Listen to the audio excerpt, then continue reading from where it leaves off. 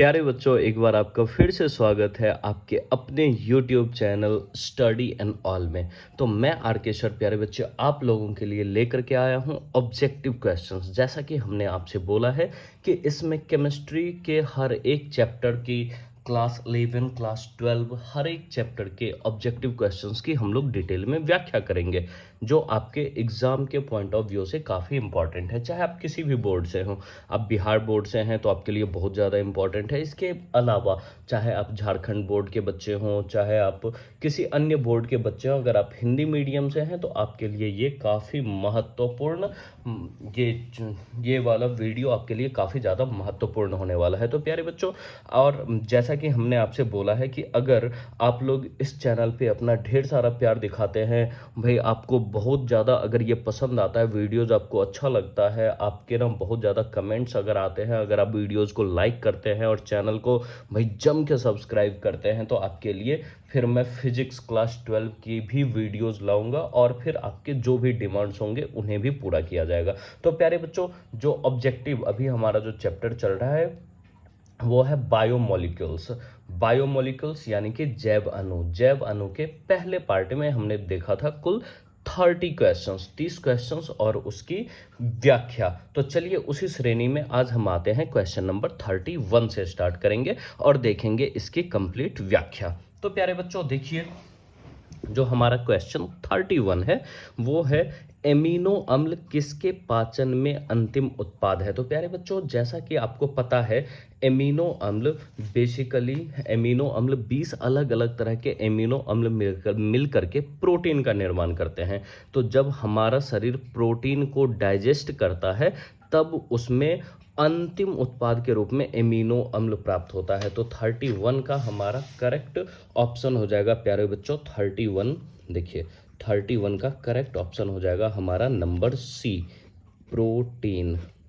ठीक है, तो एमिनो अम्ल किसके पाचन में अंतिम उत्पाद है, तो आपको पता होगा कि ये प्रोटीन है प्यारे बच्चों। अब आ जाइए 32 में क्या कह रहा है, ज्वीटर आयन बनाने में कौन समर्थ है। तो समझिए प्यारे बच्चों क्वेश्चन नंबर 32। तो सबसे पहले तो ये हम जानेंगे कौन समर्थ है नहीं है। सबसे पहले हम जानते हैं कि ये ज्वीटर आयन होता क्या है। ज्वीटर आयन, ये ज्वीटर आयन आपके लिए जानना बहुत जरूरी प्यारे बच्चों। मान लीजिए कि आपके लिए 2 मार्क्स के क्वेश्चन में भी पूछा जा सकता है। तो ये बेसिकली ज्वीटर आयन क्या होता है कि एमिनो अम्ल जो अलग अलग 20 एमिनो अम्ल मिल करके प्रोटीन का निर्माण करता है, उसमें जो एमिनो अम्ल होता है ना, उसमें देखिए 2 समूह मौजूद होता है। एक आपका एमिनो समूह मौजूद होता है, एमिनो समूह सिंगल बॉन्ड NH2 जो क्षारीय प्रकृति का होता है प्यारे बच्चों। क्षारीय प्रकृति का मतलब बेसिक नेचर होता है। और साथ ही साथ एक एमिनो समूह तथा एक कार्बोक्सिल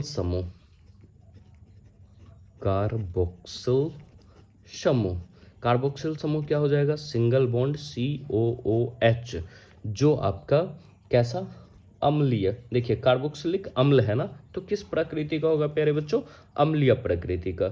जो अम्लीय प्रकृति का होता है यह आपस में अभिक्रिया कर लवण का निर्माण करता है। अभिक्रिया कर लवण का निर्माण करता है और इस प्रकार हमें प्राप्त होता है ज्वीटर आयन। तो देखिए क्या कह रहा है, ज्वीटर आयन बनाने में कौन समर्थ है। तो ज्वीटर आयन के लिए अपने पास तो एक एमिनो समूह होना चाहिए सिंगल बॉन्ड NH2 और एक होना चाहिए कार्बोक्सिल समूह सिंगल बॉन्ड COOH। तो देखिए इसमें CH3NO2, यहाँ पर ना तो आपको एमिनो समूह मौजूद है ना ही कार्बोक्सिल समूह। सेकेंड ऑप्शन CH3COOH, इसमें देखिए कार्बोक्सिल समूह तो मौजूद है लेकिन एमिनो समूह मौजूद नहीं है। तीसरे में एमिनो समूह मौजूद है, चौथे में देखिए एमिनो समूह भी मौजूद है और कार्बोक्सिल समूह भी मौजूद है। तो प्यारे बच्चों 32 का करेक्ट ऑप्शन हो जाएगा ऑप्शन नंबर डी। क्या हो जाएगा, NH2CH2COOH, इसमें एमिनो समूह भी है और कार्बोक्सिल समूह भी है। तो ये हो गया आपका क्वेश्चन नंबर 32। अब आ जाइए क्वेश्चन नंबर 33 में। देखिए 33 क्या कह रहा है कि ग्लोब्यूलर प्रोटीन में किस प्रकार का आबंध पाया जाता है। तो प्यारे बच्चों, अगर ना हम प्रोटीन की संरचना की बात करें, प्रोटीन की संरचना, तो इसमें मुख्य रूप से 3 संरचना पाई जाती है। प्रोटीन में मुख्य रूप से 3 संरचना पाई जाती है, या कहिए 3 मुख्य श्रेणी होती है। कौन कौन सी? पहली, रेशेदार प्रोटीन। देखिए पहली कैसी होती है प्यारे बच्चों? रेशेदार प्रोटीन होती है। दूसरी अगर बात किया जाए तो ये होती है झिल्ली प्रोटीन। और तीसरी होती है ग्लोब्यूलर प्रोटीन। Globular protein. तो अब सवाल आता है, ये ग्लोब्यूलर प्रोटीन जो है इसको और भी नाम से हम जानते हैं। ग्लोब्यूलर प्रोटीन को हम कह सकते हैं गोलाकार प्रोटीन प्यारे बच्चों, गोलाकार प्रोटीन। या इसी का एक और नाम होता है स्फेरो प्रोटीन। स्फेरो प्रोटीन, ये नाम आपको पता होना चाहिए कि ग्लोब्यूलर प्रोटीन, गोलाकार प्रोटीन या स्फेरो प्रोटीन होता है। तो ये बनता कैसे है? तो ये बनता कैसे है प्यारे बच्चों? जब प्रोटीन के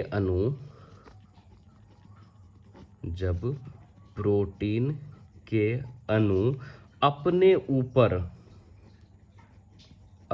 ऊपर मुड़कर गोले का आकार ग्रहण कर लेता है। गोले का आकार ग्रहण करता है, तब ग्लोब्यूलर प्रोटीन बनता है।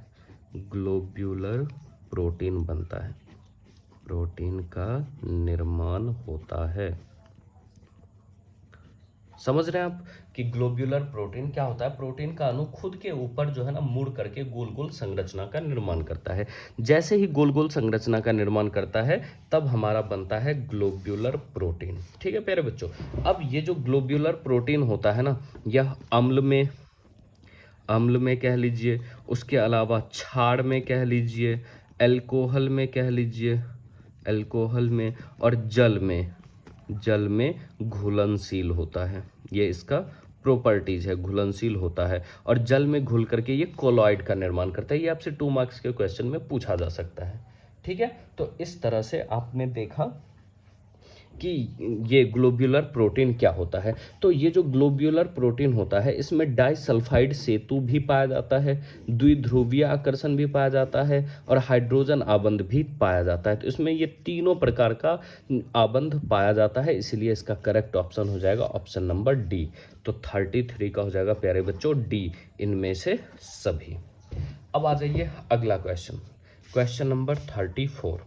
कह रहा है कि डीएनए का प्रयोग किसके संश्लेषण में होता है? प्यारे बच्चों, डीएनए का प्रयोग भाई मैसेंजर आरएनए के संश्लेषण में होता है। डीएनए का प्रयोग किसके संश्लेषण में होता है? Messenger RNA. तो 34 का करेक्ट ऑप्शन हो जाएगा आपका ऑप्शन नंबर बी। देखिए 34 का करेक्ट ऑप्शन हो जाएगा आपका option number B, messenger RNA, ribonucleic acid. ठीक है प्यारे बच्चों, ये हो गया आपका क्वेश्चन नंबर 34। अब आ जाइए क्वेश्चन नंबर 35।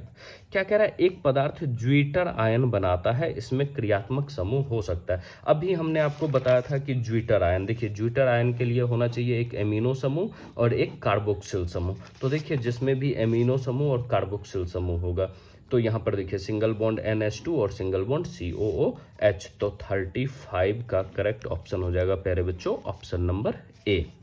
अब आ जाइए क्वेश्चन नंबर 36। कह रहा है निम्न में से कौन सा क्षार आरएनए में पाया जाता है किंतु डीएनए में नहीं पाया जाता? तो देखिए डीएनए में आपका पाया जाता है एडेनिन, गुआनिन, साइटोसिन और थाइमिन। ये 4 क्षार आपका पाया जाता है डीएनए में। कौन कौन सा? एडेनिन, गुआनिन, साइटोसिन और थाइमिन। वहीं पर प्यारे बच्चों अगर बात की जाए आरएनए की, तो आरएनए में पाया जाता है हमारा कौन कौन सा? ये एडेनिन, फिर गुआनिन, साइटोसिन, ये साइटोसिन, ये तीन तो हमारा ना कॉमन रहता है। कौन कौन सा? Adenine, guanine, cytosine. बस यहाँ डीएनए में थाइमिन होता है और यहाँ थाइमिन के जगह हो जाता है यूरेसिल। तो प्यारे बच्चों इसका करेक्ट ऑप्शन हो जाएगा आपका यूरेसिल। 36 का करेक्ट ऑप्शन हो जाएगा ऑप्शन नंबर ए। अब आ जाइए क्वेश्चन नंबर 37 में। 37 क्या कह रहा है कि अल्फा डी प्लस ग्लूकोज तथा बीटा डी प्लस ग्लूकोज क्या है? तो प्यारे बच्चों देखिए, अल्फा डी प्लस ग्लूकोज और beta D plus glucose anomer कहलाता है, क्योंकि एनोमर जिसमें प्रथम कार्बन C1 कार्बन पर हाइड्रोक्सिल समूह, देखिए ये अल्फा डी प्लस ग्लूकोज में जो आपका हाइड्रोक्सिल समूह होता है प्यारे बच्चों, वो होता है आपका डाउनवर्ड, और वहीं पर बीटा वाले में होता है अपवर्ड। किस तरह से होता है देखिए, अगर हम बात करें 37 अल्फा डी प्लस ग्लूकोज का, इसकी संरचना बना लेंगे। अब फिर हम देखेंगे बीटा डी प्लस ग्लूकोज, इस दोनों का अगर हम संरचना देखेंगे प्यारे बच्चों, तो देखिए किस तरह का हमारा संरचना होता है। देखिए इस तरह का संरचना होता है, आप लोगों ने क्लास में भी पढ़ा हुआ है। इस तरह का संरचना होता है। देखिए यहाँ पे हो गया HOH, ये प्रथम कार्बन होता है, ये वाला कॉर्नर, ये दूसरा कार्बन, ये वाला तीसरा, यहाँ पर चौथा, ये वाला पांचवा, और यहाँ पर आगे ऊपर लगता है CH2OH, छठा नंबर कार्बन यहाँ H।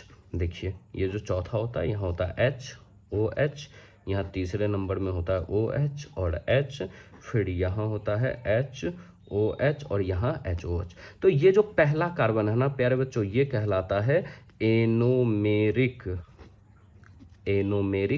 कार्बन। तो देखिए अल्फा डी प्लस ग्लूकोज में हाइड्रोक्सिल समूह किधर है? नीचे की ओर है।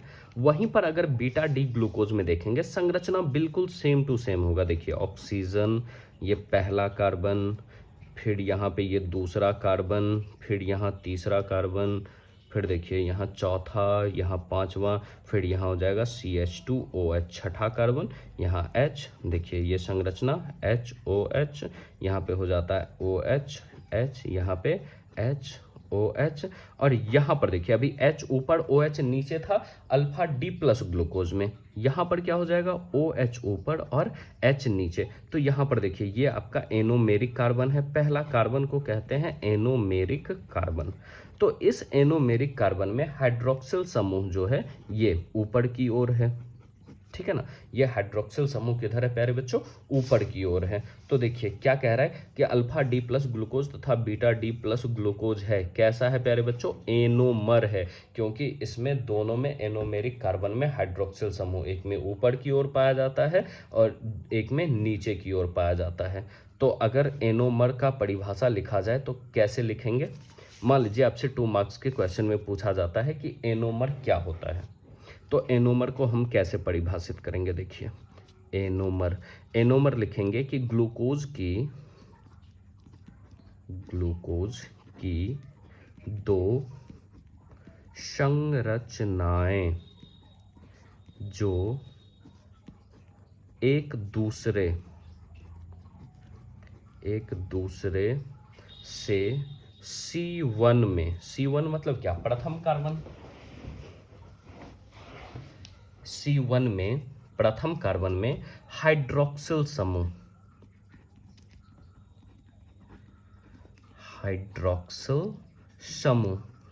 के विन्यास के कारण भिन्न होता है प्यारे बच्चों, एनोमर कहलाता है। मान लीजिए अगर आपसे 2 मार्क्स के क्वेश्चन में पूछा जाता है कि एनोमर क्या होता है, तो आप क्या कहेंगे कि हमारे पास ग्लूकोज की दो संरचना है जिसमें प्रथम कार्बन C1 पर अगर हाइड्रोक्सिल समूह में अंतर है, अगर एक में डाउनवर्ड है और दूसरे में अपवर्ड है, तो इस तरह का विन्यास जो होता है प्यारे बच्चों वो एनोमर कहलाता है। तो आप लोग समझ गए होंगे कि एनोमर क्या होता है। चलिए हो गया क्वेश्चन नंबर 37। अब 38 में आ जाइए। 38 क्या कहता है आपका? शर्करा के किस कार्बन परमाणु पर हाइड्रोक्सी समूह की उपस्थिति एवं अनुपस्थिति से डीएनए एवं आरएनए में अंतर किया जा सकता है? तो प्यारे बच्चों समझिए कि डीएनए और आरएनए, डीएनए क्या होता है आपका? डीएनए होता है डीऑक्सी राइबो न्यूक्लिक अम्ल, समझिएगा 38। अगर डीएनए का संरचना देखें और आरएनए का संरचना देखें तो आरएनए में राइबोस पाया जाता है आपका शर्करा, इसमें रहेगा राइबोस शर्करा। तो राइबोस शर्करा देखिए इसका स्ट्रक्चर कैसा होता है, देखिए आप लोगों ने पढ़ा हुआ है कि इस तरह का संरचना होता है। ये पहला कार्बन C1 यहाँ रहेगा HOH, दूसरे में HOH, ये दूसरा कार्बन, यहाँ ये तीसरा कार्बन, इसमें भी HOH, और चौथा कार्बन ये 4 CH2OH, और यहाँ पर देख लीजिए H। ये 5 कार्बन का समूह होता है प्यारे बच्चों। तो यहाँ ये हो गया राइबोस शर्करा। और डीएनए इसमें होता है डीऑक्सी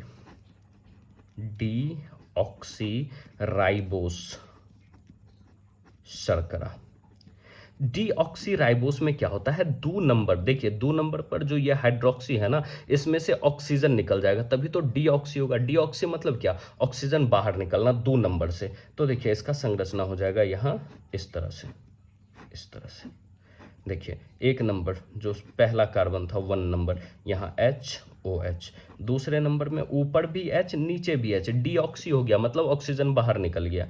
फिर यहाँ हो गया HOH, फिर यहाँ देखिए CH2OH और H। तो आप अगर ध्यान से देखेंगे ना तो 2 नंबर से यहाँ से ऑक्सीजन गायब हो गया, जिस कारण ये डीऑक्सी राइबोस शर्करा होता है। तो देखिए आपका क्वेश्चन क्या कह रहा है कि शर्करा के किस कार्बन परमाणु पर हाइड्रोक्सी समूह की उपस्थिति एवं अनुपस्थिति से डीएनए एवं आरएनए में अंतर किया जा सकता है? तो प्यारे बच्चों इसका करेक्ट ऑप्शन होगा द्वितीय, क्योंकि यहाँ पे देख लीजिए सेकेंड नंबर से ऑक्सीजन गायब हो गया है डीएनए डीऑक्सी राइबोस शर्करा में। तो ये था क्वेश्चन नंबर आपका 38। अब आ जाइए अगले क्वेश्चन की तरफ आते हैं।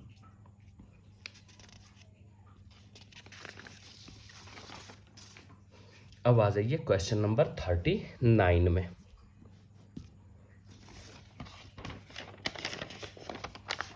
क्वेश्चन नंबर 39, देखिए 39 नंबर क्वेश्चन में क्या कह रहा है, कह रहा है निम्न में से कौन सा युग्म धनात्मक टॉलिन परीक्षण देता है?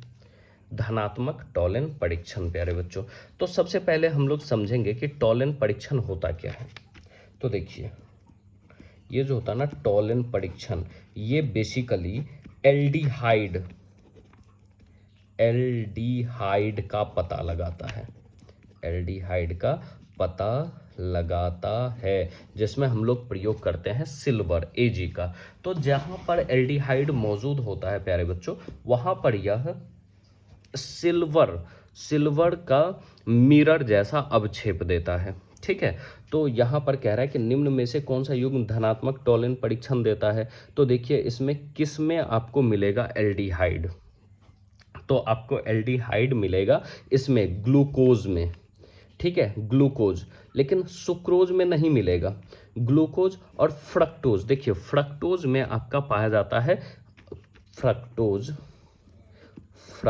में आपका पाया जाता है अल्फा हाइड्रोक्सी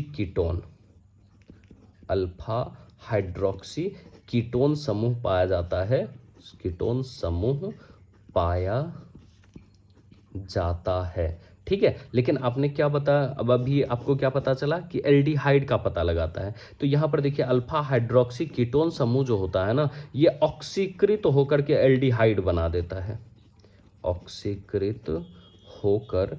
देखिए अल्फा हाइड्रोक्सी कीटोन क्या हो गया, C डबल बॉन्ड O, और यहीं पर अगर आपका जुड़ जाए क्या OH, तो देखिए ये CHO जैसा इस तरह से एल्डिहाइड समूह बना देगा ना, तो ऑक्सीकृत होकर यह क्या करता है, एल्डिहाइड का निर्माण कर देता है, एल्डिहाइड का निर्माण कर देता है। अब बताइए, जब एल्डिहाइड का निर्माण कर देगा प्यारे बच्चों तो क्या होगा, ये टॉलन परीक्षण देगा ना, तो ये करेक्ट ऑप्शन हो जाएगा बी, 39 का बी, ग्लूकोज और फ्रक्टोज।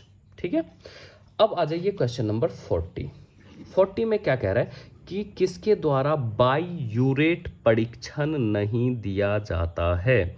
तो समझिएगा बाईयूरेट परीक्षण क्या होता है। सबसे पहले हमें समझना है कि बाईयूरेट परीक्षण होता क्या है प्यारे बच्चों।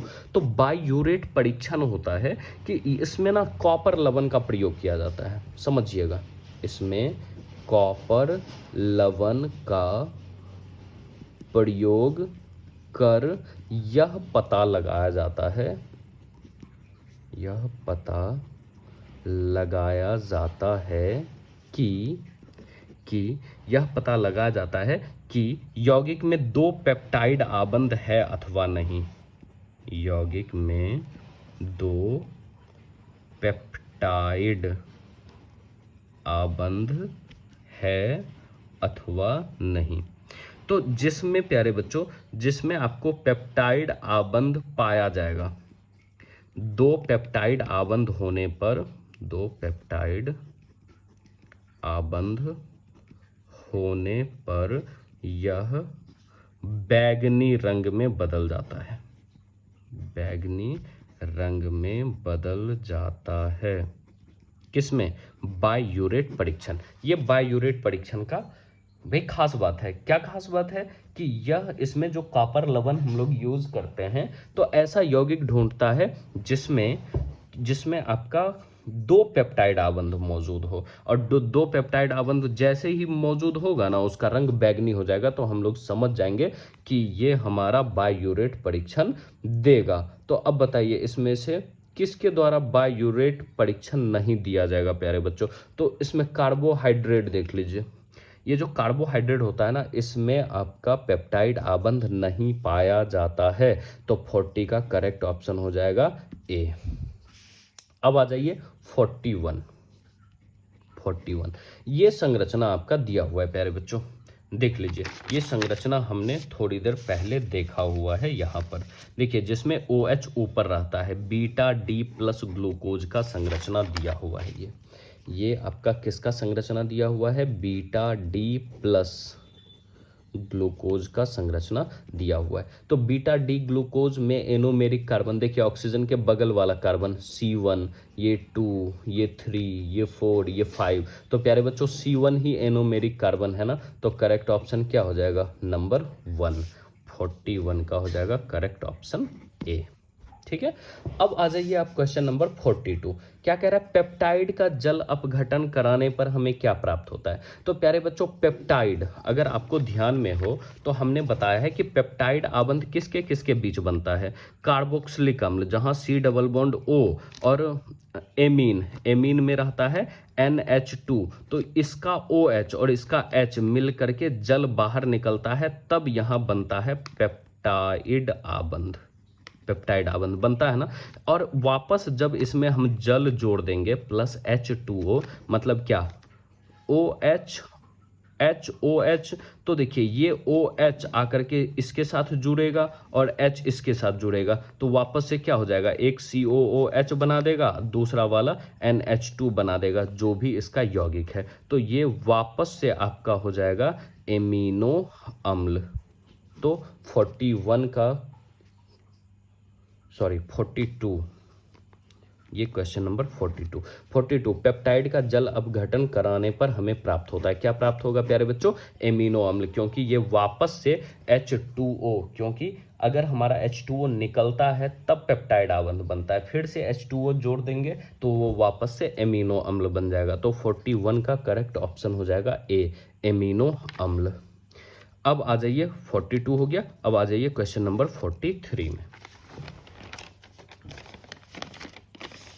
देखिए क्वेश्चन नंबर 43 क्या कह रहा है, एंजाइम की उपस्थिति में प्रोटीन का जल अपघटन कराने पर प्राप्त होगा। सेम क्वेश्चन है प्यारे बच्चों 42 के जैसा। अब देखिए प्रोटीन प्रोटीन भी तो एमिनो अम्ल के आपस में पेप्टाइड आबंध बनाने से बना होगा। अब फिर प्रोटीन का जल अपघटन कर देंगे, मतलब पेप्टाइड में फिर से जल जुड़ेगा, तो कार्बोक्सिल समूह वाला OH ले लेगा और एमिनो समूह वाला H ले लेगा। वापस से क्या बनेगा हमारा, वापस से बनेगा एमिनो अम्ल। ठीक है, तो 43 का भी करेक्ट ऑप्शन हो जाएगा ऑप्शन नंबर सी। अब आ जाइए 44 नंबर। 44 क्या कह रहा है, माल्टोज का ग्लूकोज में परिवर्तन, माल्टोज का ग्लूकोज में परिवर्तन किस एंजाइम के द्वारा होता है। तो प्यारे बच्चों देख लीजिए इसमें ये माल्टेज, माल्टोज का किस एंजाइम के द्वारा होता है, माल्टेज के द्वारा होता है। तो 44 का करेक्ट ऑप्शन हो जाएगा सी, माल्टेज। अब अगला नंबर देखिए क्या कह रहा है, म्यूटा रोटेशन नहीं पाया जाता है। म्यूटा रोटेशन समझेंगे प्यारे बच्चों कि म्यूटा रोटेशन क्या होता है कि जब विलायक विलायक अल्फा और बीटा के रूप में प्रदर्शित होता है ना, कहने का मतलब है देख लीजिए जिसका अल्फा और बीटा दोनों संरचना बनेगा वो हमारा कहलाएगा म्यूटा रोटेशन। जिसमें अल्फा बीटा नहीं होगा वो म्यूटा रोटेशन नहीं कहलाएगा। तो किस में नहीं होता है प्यारे बच्चों, ये होता है सुक्रोज में। सुक्रोज में म्यूटा रोटेशन नहीं पाया जाता है। तो 45 का करेक्ट ऑप्शन हो जाएगा ए, क्योंकि सुक्रोज अल्फा और बीटा के रूप में नहीं पाया जाता है। अगला नंबर आ जाइए, कह रहा है कि निम्न में से कौन सी उपापचय शर्करा नहीं है। निम्न में से कौन उपापचय शर्करा नहीं है। तो प्यारे बच्चों समझिए ये सुक्रोज हमारा उपापचय शर्करा नहीं होता है। तो 46 का करेक्ट ऑप्शन हो जाएगा ऑप्शन नंबर डी। अब देखिए क्या कह रहा है, निम्न में से कौन सी शर्करा डाइसेकेराइड नहीं है। डाइसेकेराइड मतलब जो दो मोनोसेकेराइड के मिलने से बनेगा वो कहलाएगा डाइसेकेराइड। तो 47 में हमारा देखिए लैक्टोज, गैलेक्टोज, सुक्रोज और माल्टोज। तो 47 में प्यारे बच्चों देख लीजिए करेक्ट इसका ऑप्शन हो जाएगा बी, गैलेक्टोज। ये जो गैलेक्टोज होता है ना प्यारे बच्चों, ये होता है हमारा मोनोसेकेराइड, मोनोसेकेराइड। अब बताइए जो मोनोसेकेराइड है वो तो डाइसेकेराइड हो नहीं सकता। तो इसका करेक्ट ऑप्शन हो जाएगा ऑप्शन नंबर बी, 47 का हो जाएगा करेक्ट ऑप्शन बी। अब आ जाइए क्वेश्चन नंबर 48 में आते हैं।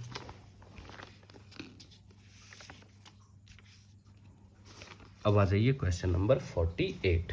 देखिए 48 क्या कह रहा है, रक्त में ग्लूकोज का निर्धारण किया जा सकता है। तो रक्त में ग्लूकोज का निर्धारण कि कितना मात्रा में ग्लूकोज है अथवा नहीं है प्यारे बच्चों, ये आपका क्षारीय आयोडीन विलयन पता करता है।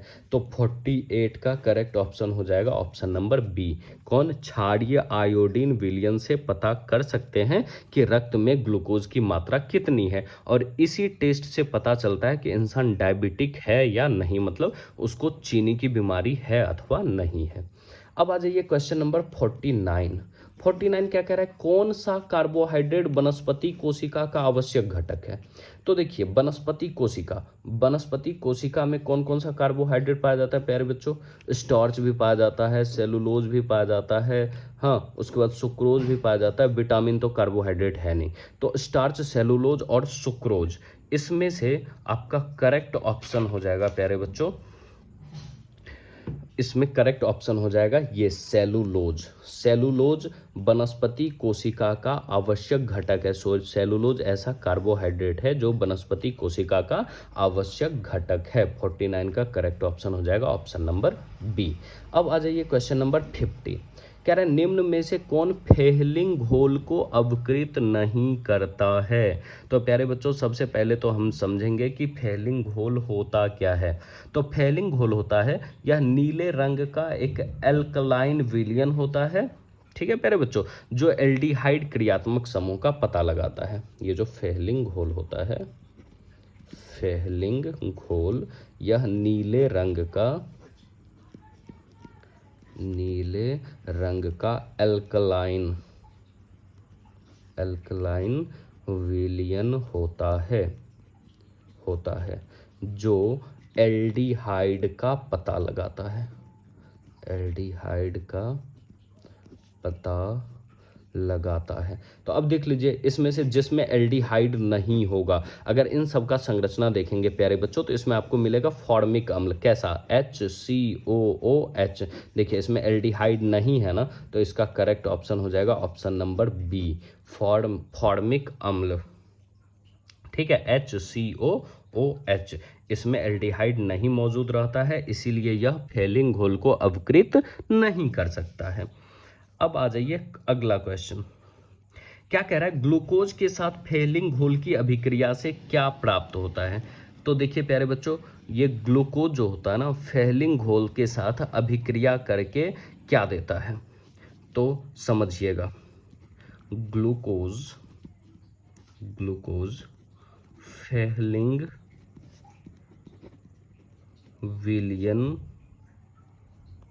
के साथ अभिक्रिया कर लाल भूरा रंग जिसको रेडिस भी बोलते हैं, लाल भूरे रंग का cuprous oxide Cu2O, cuprous oxide का अवक्षेप देता है प्यारे बच्चों। क्या देता है? क्यूप्रस ऑक्साइड का अवक्षेप देता है। कौन? ग्लूकोज। किसके साथ मिलकर के? फेलिंग घोल के साथ मिलकर के। तो देखिए इसमें क्या हो जाएगा? करेक्ट ऑप्शन हो जाएगा option number B, cuprous oxide. अब आ जाइए अगला क्वेश्चन नंबर 52। क्या कह रहा है? पॉलीसेकेराइड में किस प्रकार का लिंकेज होता है? तो प्यारे बच्चों पॉलीसेकेराइड, देखिए जब बहुत सारा मोनोसेकेराइड आपस में ग्लाइकोसाइडिक आबंध द्वारा जुड़ता है तब हमारा बनता है पॉलीसेकेराइड। तो देखिए इसमें करेक्ट ऑप्शन पहला हो जाएगा, ग्लाइकोसाइड लिंकेज। 52 का करेक्ट ऑप्शन हो जाएगा ऑप्शन नंबर ए, क्योंकि आपको पता है पॉलीसेकेराइड बहुत सारे मोनोसेकेराइड के लिंकेज द्वारा प्राप्त होता है। तो 52 का करेक्ट ऑप्शन हो जाएगा ऑप्शन नंबर ए। अब आ जाइए 53, क्वेश्चन नंबर 53 में क्या कह रहा है? थाइमीन क्या होता है? तो प्यारे बच्चों समझिएगा, ये जो थाइमीन होता है ना, तो ये थाइमीन शरीर में मौजूद कार्बोहाइड्रेट को ऊर्जा में बदलता है। समझिएगा, ये जो थाइमीन है इसका कार्य क्या है? इसका कार्य है शरीर में मौजूद कार्बोहाइड्रेट को किस में बदलना? ऊर्जा में बदलना। और हमारा क्वेश्चन क्या कह रहा है कि इसमें थाइमीन है कौन? तो प्यारे बच्चों इसमें थाइमीन होता है ये 3 मेथिल यूरेसिल थाइमीन होता है, जिसका काम होता है शरीर में मौजूद कार्बोहाइड्रेट को ऊर्जा में बदलना। तो ये हो गया आपका क्वेश्चन नंबर 53। अब आ जाइए क्वेश्चन नंबर 54 में प्यारे बच्चों। क्वेश्चन नंबर 54 क्या कह रहा है? कितने न्यूक्लियोटाइड का एक क्रम एमिनो अम्ल के लिए संदेशवाहक आरएनए में एक कोडोन बनाता है? तो प्यारे बच्चों सबसे पहले तो हम समझ लें कोडोन होता क्या है। 54 में कोडोन समझिए। तो कोडोन क्या होता है? कोडोन ये जो है ना, कोडोन आपका थ्री न्यूक्लियोटाइड का सीक्वेंस होता है। कोडोन 3 न्यूक्लियोटाइड का सीक्वेंस होता है प्यारे बच्चों, सीक्वेंस होता है जो डीएनए तथा आरएनए में पाया जाता है। डीएनए तथा आरएनए में पाया जाता है। कौन? कोडोन। तो देख लीजिए 3 न्यूक्लियोटाइड का एक स्पेशल सीक्वेंस, एक स्पेशल अरेंजमेंट जो किधर पाया जाता है? डीएनए और आरएनए में। तो यहाँ पर कह रहा है कितने न्यूक्लियोटाइड का एक क्रम एमिनो अम्ल के लिए संदेशवाहक आरएनए में एक कोडोन बनाता है? तो करेक्ट ऑप्शन क्या हो जाएगा प्यारे बच्चों? ऑप्शन नंबर ए हो जाएगा 54 का, वो हो जाएगा 3। अब आ जाइए क्वेश्चन नंबर 55, आज के इस वीडियो का आखिरी क्वेश्चन। क्या कह रहा है कि वह विधि जिसके द्वारा प्रोटीन संश्लेषण आनुवंशिक सूचनाओं पर आधारित होती है क्या कहलाता है? तो प्यारे बच्चों समझिए, ये कहलाता है आपका ट्रांसलेशन। तो समझिएगा ये ट्रांसलेशन प्रक्रिया है क्या? तो हम लिखेंगे ट्रांसलेशन वह प्रक्रिया है ट्रांसलेशन वह प्रक्रिया है जिसमें प्रोटीन संश्लेषण के दौरान mRNA मैसेंजर आरएनए में आनुवांशिक सूचना का आदान प्रदान होता है। आनुवांशिक सूचनाओं का प्रदान होता है। ठीक है, यह प्रक्रिया क्या कहलाता है प्यारे बच्चों? ट्रांसलेशन। तो क्या कह रहा है? वह विधि जिसके द्वारा प्रोटीन संश्लेषण आनुवांशिक सूचनाओं पर आधारित होता है, क्या कहलाता है वो? ट्रांसलेशन। तो 55 का करेक्ट ऑप्शन हो जाएगा ऑप्शन नंबर सी। ठीक है प्यारे बच्चों, तो आपने देखा कि आज हमारा ये वाला वीडियो जो हमने स्टार्ट किया कौन से क्वेश्चन से? 31 से। इससे पहले हम लोगों ने पहले वीडियो में 30 क्वेश्चंस का देखा था एक्सप्लेनेशन, और आज हमने देखा 55 तक। और इस वाले चैप्टर का एक और वीडियो आएगा प्यारे बच्चों।